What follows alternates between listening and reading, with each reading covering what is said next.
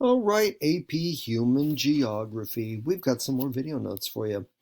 I can't think of anything better than for us to jump in here and take a look at, well, you've got it right there. All right, so kind of like the history of migration. Okay, so section 3 here. I'm gonna cover this here with you, and think kind of taking a look here. Yeah, we're gonna grind out here and see if we can get through all of section 3. But I'm gonna watch the clock, and we're gonna take it to about 20 minutes and try to limit it there. Okay, so section 3 down there, and a big picture to start you off with, and that is that really, for about the first 15 centuries of human existence, recorded human existence, we really do look at migration patterns being pretty stagnant. Okay, I mean, there were original migration patterns where we had people who, I mean, civilization kind of starts in Eastern Africa, and then people slowly from there migrate to Asia, migrate up to Europe, migrate to other parts of Africa, eventually crossing the land bridge and migrating into the Americas. But once we have those original migrations that create civilizations on all of our major continents, then things kind of stagnate, and we don't see any major migration going on. But that is going to explode. 15th century, Magellan, Columbus, all of these explorers and discoverers that start sailing around. And as they find, especially the New World, that's going to be a huge trigger point for a lot of migrating that will spread from there on out. Okay. So if we kind of stay on that same theme, because really, Columbus and the discovery of the New World, discovery, I'll use that word kind of in quotation marks, but that does trigger the beginnings of this era of colonialization. And we're going to see this mainly centered out of Europe, where European empires start this process of first kind of just motivated by profit and money, whether it's finding gold in the New World, or whether it's using native people, basically enslaving them to run plantations and to grow things like sugar and tobacco, crops like that could then be sent back to Europe, and money to be made from that. It was that kind of a thing. Over time, by the time you're going from the 16th all the way up to the 19th century, some of that colonization is being played out in terms of growing empires and almost like political competition, and wanting to dominate and control more land. Profit is always still part of that, making money. But there's also then that added element of countries trying to outdo each other. Who's got the biggest empire? That sort of a thing. Okay. Other mention that you have there in B is that along with the spread of culture, we also talk about the spread of disease. One of the things that definitely we pick up on in AP World History, we talk about the Columbian Exchange and the things that were going back and forth from the Americas to the Old World, and then the other direction. And definitely one of the things that came from the Old World were diseases like smallpox and measles that just did a real number on the native people over here in the Americas who had no immunity to those things. But then going back the other way is kind of these new cultures that they're coming in contact with, that the European explorers and discoverers are coming into contact with. And so being able to kind of pick up on new forms of culture and taking that knowledge back to Europe. Okay. All right. C, we're going to take a look here at some examples of some forced migrations when we talk about the history of migration. Unfortunately, there have been some pretty big ones. Probably the one that most people know about is going to be the slave trade, and specifically the African slave trade. This starts in the 15th century. Actually, it was even in existence at a smaller scale before the 15th century. But really, the peak years of this are between the 15th and 19th, like you have there, and that 12.5 million. That is the kind of the best estimate that we have as to approximately how many Africans were again, this is forced out of the continent and sent to places as far ranging as some all the way to Asia, some into the Middle East, and many over to the Americas. and most of them put to work, for various empires and in countries, and usually typically doing forced labor, that sort of thing. Okay. One of the things that kind of gets lost in the mix, a lot of experts on slavery, I don't know. I think to your average person, if you were talking to them about slavery, they're going to tell you, "Oh yeah, that was that thing that happened a long time ago," and then the Civil War and the slaves were freed, and other countries they abolished slavery, and so it's kind of like slavery is about this thing about history. And anyone who knows anything about slavery will tell you that in 2023, there are probably more slaves present on this planet than there were through the 15th and 19th century. Okay. Estimate that we have today, you've got it there for number two. And, human trafficking and slavery is still a massive problem worldwide, and including here in the United States. We know that there are probably millions of people who live in some kind of a condition of slavery in the United States. A lot of them in the sex trade, things like that, who are brought to the United States from other countries. Some of them smuggled in from Asia, some of them smuggled in from Latin America, and brought here forcibly, basically against their will, and made to work, and typically, horrible. I mean, again, sexual exploitation, things like that. But they have no control over their person. They are a slave, and they are controlled by another. So one of the things you really want to keep in mind is that idea that even though we're talking about slavery in number one in that historical context, that if we fast forward to nowadays, slavery still very much an issue. Okay. All right, displaced persons and refugees. So the difference between IDPs and refugees, yes, and we can group both these people together with that description that you have there. And we see a lot of this going on right now in the news every day. Right now, particularly in the Middle East, with the conflict that is going on between Israel and Gaza.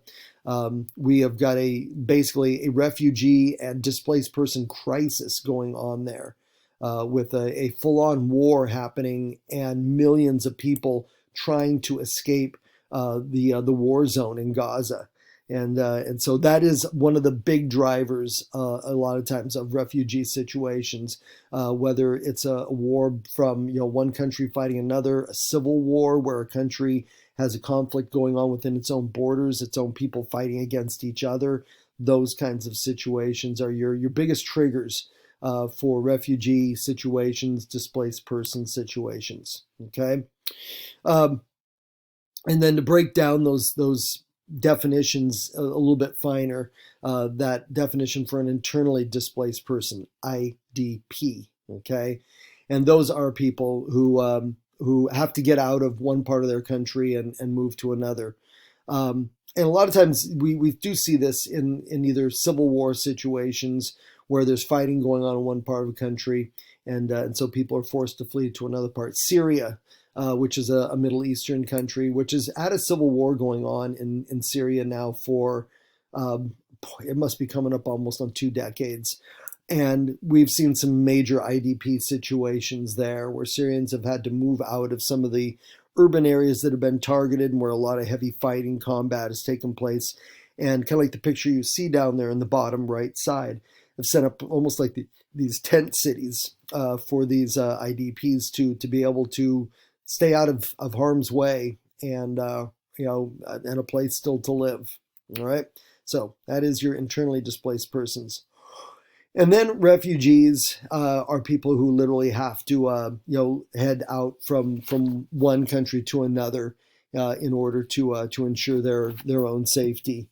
And I think let's see, what do we have here? Yeah, we got this example that I can show you. When I was talking about Syria, which would have been my example here up until a couple of years ago. Syria has had a situation where there's about 6 million Syrians who are now IDPs, and about 4 million who have literally left Syria, who have moved to other countries. Some of them have tried to escape to Europe. Some of them have escaped to other Middle Eastern countries. Ukraine is our most recent, and again, going back to this war that started in 2021. almost coming up on the second anniversary of it.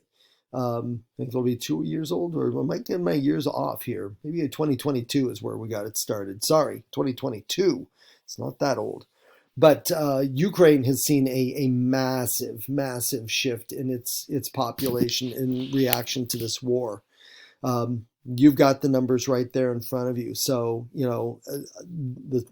about that 7 million having to move mostly from the eastern part of Ukraine, where most of the heavy fighting has been going on between Ukrainian and Russian forces, to other parts. And then somewhere between right now about 7 to 8 million who have basically fled Ukraine. Some of them going to places like Poland, Hungary, other European countries, Eastern European countries, some coming here to the United States, and other countries, other continents who have invited Ukrainians to settle there. Whether that's being done in what they assume or hope is a temporary situation, that someday they'll return to Ukraine after this war is over, and they have secured their country, or if the war goes in a different direction, and Russia is able to basically conquer Ukraine, then it is likely that a lot of those refugees will ask for permanent asylum, and will stay where they're at. Okay, so there you go, a little bit about IDPs and refugees. All right. Recent trends, one of the biggest areas of migration that we have seen in the last 20 years has been a huge influx of refugees and migrants of different types, all centering in on Europe. And like it talks about these, a lot of them refugees from war zones, and a lot of them coming from the Middle East and from some parts of Africa as well, Northern Africa, that sort of thing. But whether we're talking about Germany, whether we're talking about France, Italy, and England, have all seen some big surges. And those have been refugee movements that have all come with some complications, where there's been a lot of pushback from the native populations in those countries, who are worried about these refugees coming in and competing for jobs, potentially impacting the culture of those countries.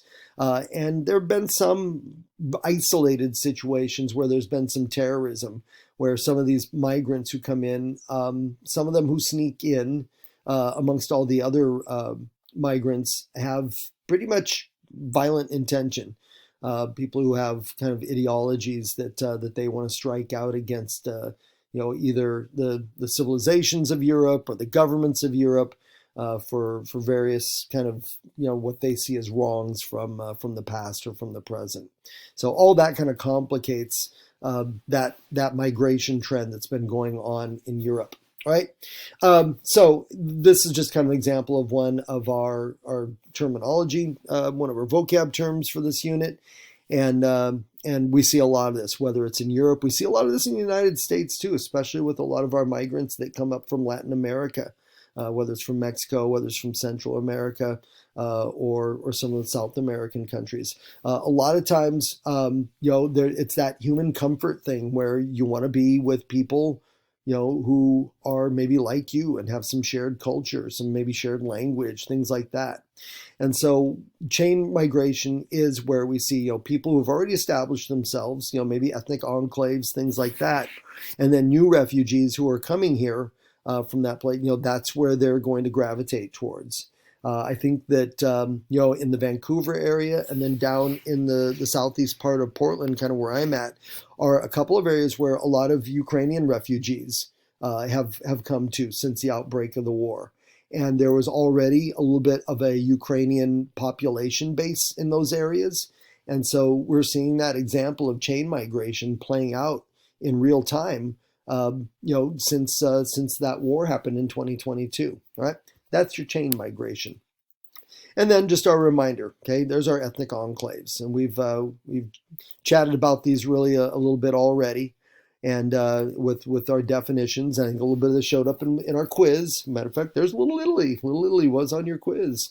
And that is, we have Chinatown down in San Francisco. There's even kind of an old Chinatown in Portland, a little district, little part of the city. And those usually have a connection to somewhere historically, that's where a lot of migrants, whether they came here in a refugee status or migrating in other means, where they have settled and have, again, that idea of part of it is kind of self-protection. Some of these, I think of the Italians, they faced a lot of discrimination. The Irish, when they came over here, a lot of discrimination. The Chinese, when they were coming over here, going all the way back to the gold rush, they faced a huge wall of discrimination.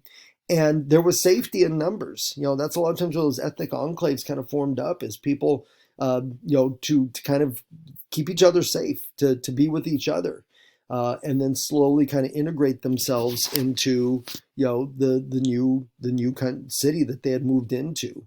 And it also gave them that ability to have kind of that comfort and that safety while they kind of Americanized themselves, that while they kind of assimilated, the fancy word, and kind of became more, eventually over time, more American than what the country that they had come from.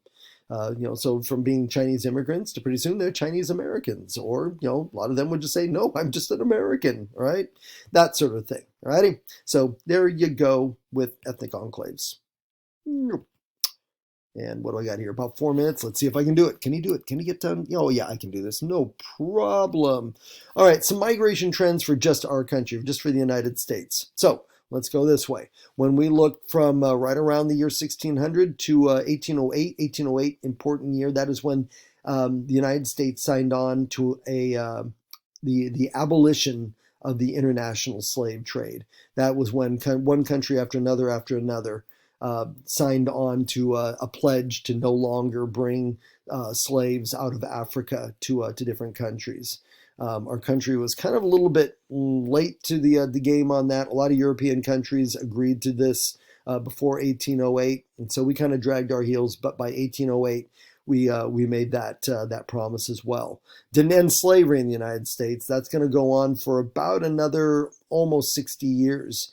And finally, ended with our Civil War that's fought in the 1860s. Okay, North and Western Europeans and Northwestern Europeans, huge influx of these, 1808 to 1890. First big wave was kind of a combination of the Irish and Germans. Irish came over in the 1840s. Some of you know already. I think it even came up in one of the classes about the potato famine. Potatoes were the kind of the staple food of the Irish, and starting in I think it was late 1830s, a disease started to ravage their potato crops. Famine was breaking out, and so millions of Irish who could afford to get out bought fairly inexpensive passage to come over here to America, and they did. They created their own kind of enclaves in cities like New York, Boston, huge Irish enclave in Boston, and you can still see the basically the influence of that to this very day in Boston. A lot of the Germans were far more kind of agricultural, and a lot of them ended up heading more to the Midwest so that they could farm and that sort of thing. And so those are going to be the big waves of Europeans that you're going to see. Okay, late 19th century into the early 20th century, right about the time in 1914 when World War I breaks out, you see a lot of Southern and a lot of Eastern Europeans, a huge number of Italians immigrate to the United States during that time frame. If you know you have some Irish ancestry in your family, I'm not going to say it's guaranteed, but there's a good chance that might be where your ancestors, about the time frame your ancestors came over here. Okay, and so that big migration trend, and then the most recent and particularly after the end of World War II has been an influx of both Latin American migrants and then Asian migrants. We kind of had a steady flow of Chinese migrants and some Japanese migrants earlier on in the late 19th century. A law was eventually actually passed that stopped that migration for a while. But another big wave of it came towards the end of the Vietnam War, when we started to see a lot of Vietnamese and Cambodian immigrants coming over here, and also a number of Korean migrants as well. And then we've seen a big influx of Mexican migrants coming to the United States, and most of them over here in the Western United States, but not exclusively. A lot of them Western United States, Southern United States, and then we've seen an influx of other parts of Latin America. A lot of Central American migrants and some South American migrants as well. All right, and that will get us to section 4 there, and that's where I'm going to pick it up again in the classroom. Look at that, 20 minutes and 18 seconds.